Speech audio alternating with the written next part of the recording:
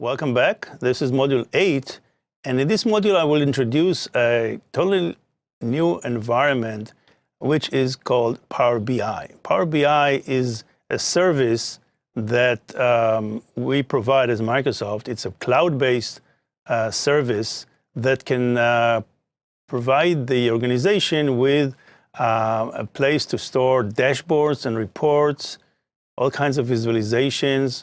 And the reason I'm going to show it is that it's actually very relevant to an Excel user, because you can actually create the contents. One of the options to create the contents will be using Excel.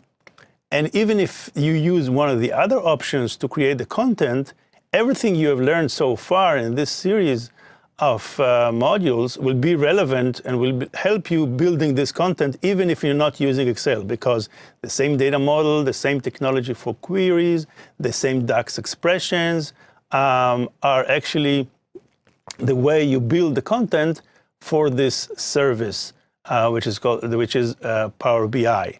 Power BI comes as a freemium.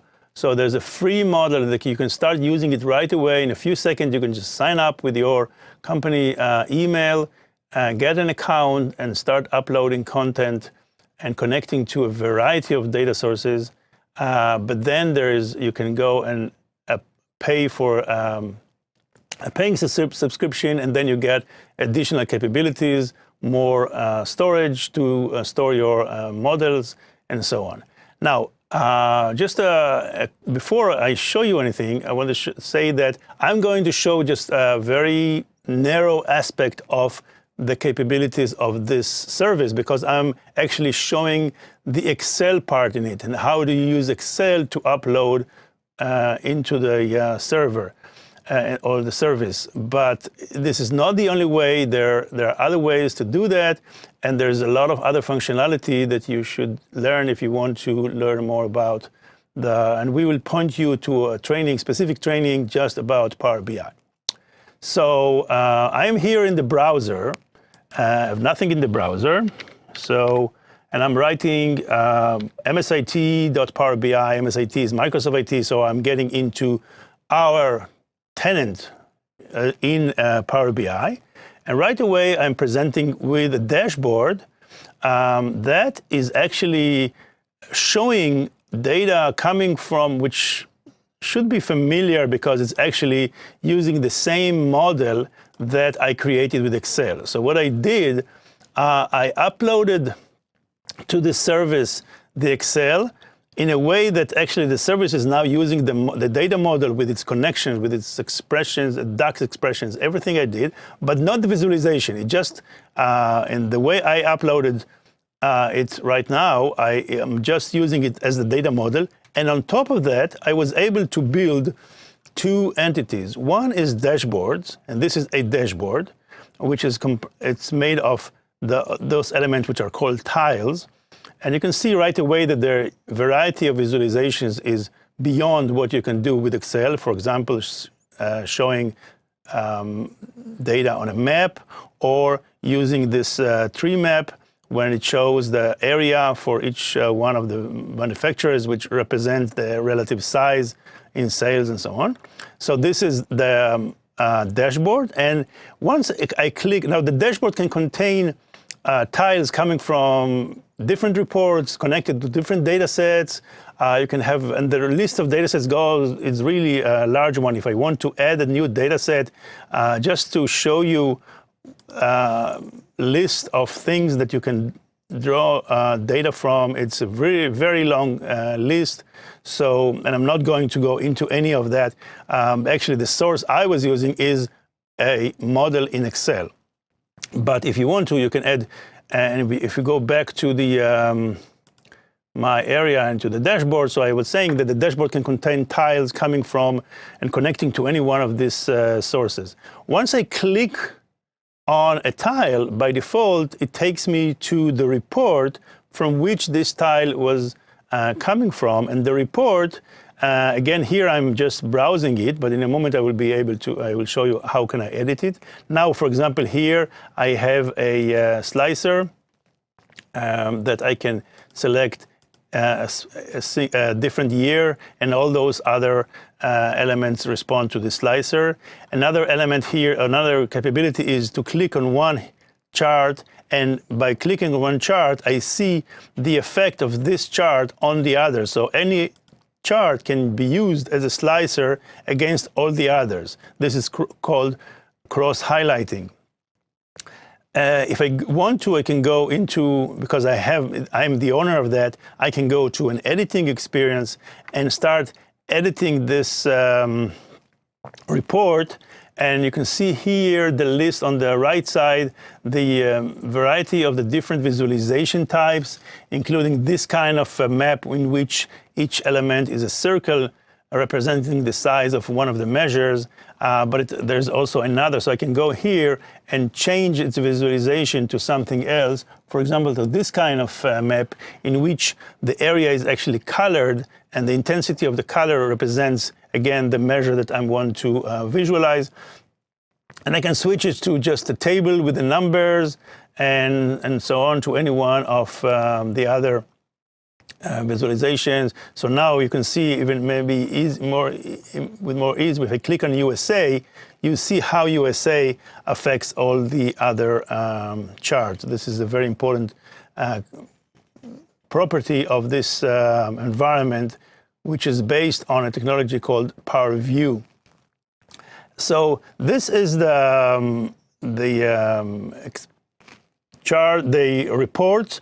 From the report, I could now, all these actually elements here are already parts of the dashboard. But just to show you, when I'm looking at one of the these elements in the report, I can pin it, and it will go and pin to the dashboard, which is the current dashboard. So if I switch back to the dashboard, okay, it asked me if I want to save the changes that I did, and I said yes. But now I will see this new element added to the dashboard. So every time now in the dashboard, I can edit some properties of it. I can give it a title, and but now this becomes part of the dashboard. And again, if I click on it, it will go back to the report that it came from. Now I'm using this from the dashboard, from the browser. We'll see in the next part of this module, we'll see that this is not the only option to use it. It's not just a browser-based tool. Now, in order to create the content, as I said, this content I created with the Excel, but there's also a companion application called Power BI Desktop that you can use it instead of Excel to create the content, to import the data using queries, to create the DAX expressions, calculated columns, calculated measures. You can do it with Power BI Desktop. And there are advantages to do that in this way. There are also advantages of doing this in Excel. Now, I want to show you a new capability of this that was capability that was added recently before this went into general availability not long ago. And this is about Excel. It's again relevant to Excel. I'm going to the Get Data, and I'm saying that I want to bring data from a file. And the file is residing on OneDrive for Business. So if the file, so it's now connecting to, it knows I'm authenticated, it knows where my files are, and I have a folder here called for Excel Training, in which I stored some material. And I want to, it's actually a version of the same file, but I designate it as to be used as Excel. And we'll see in a moment what it does. First, let it start uploading it to the service. So once I say that I want to use this one, it actually asks me one of two options. What do I want to do? Do I want to import the Excel data into the Power BI service? And this is what I did before. To import means use the model in this Excel and then start to build reports and dashboards on top. Or I just want to connect to it as it sits in OneDrive for Business. And here I'm selecting the option to actually connect, and it started to do that. It added it's being added as a report, but the behavior of clicking on this report is completely different. When I click on it, it opens this dialog and asks me, what do you want to do with it? And you can see that there are options, for example, to schedule a refresh. So I can actually schedule a refresh that will run every day at a specific hour and actually pull data from the data sources and so on. But what I want to do with it now is viewing it. Now, what it does, it opens the Excel file, and I will be interacting with it in the similar way that I was interacting with it when I was in Excel. So now this should look familiar to you. We've been looking at this report in previous modules, and you can see that I can switch between the different ones. I can click on the slicers. If you remember, I have the two ways to see it.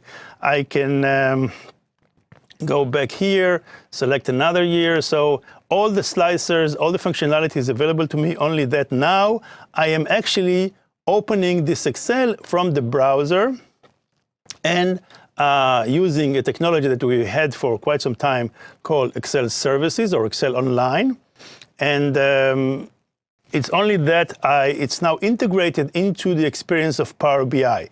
So again, I can upload Excel files in two different ways. One is to be used as the model and to build dashboards and reports from it. And one is to actually upload it as a report with the visualizations of Excel. Here it's pivot chart. It could be also a pivot with all its functionality and all its capabilities to do really very advanced analytics. It's all available for you in this way in the browser. And so you can choose between the two. Once you are in the Excel client, by the way, in the Excel client, if I switch back to, there is a publish option that can actually push it directly from Excel to the Power BI environment.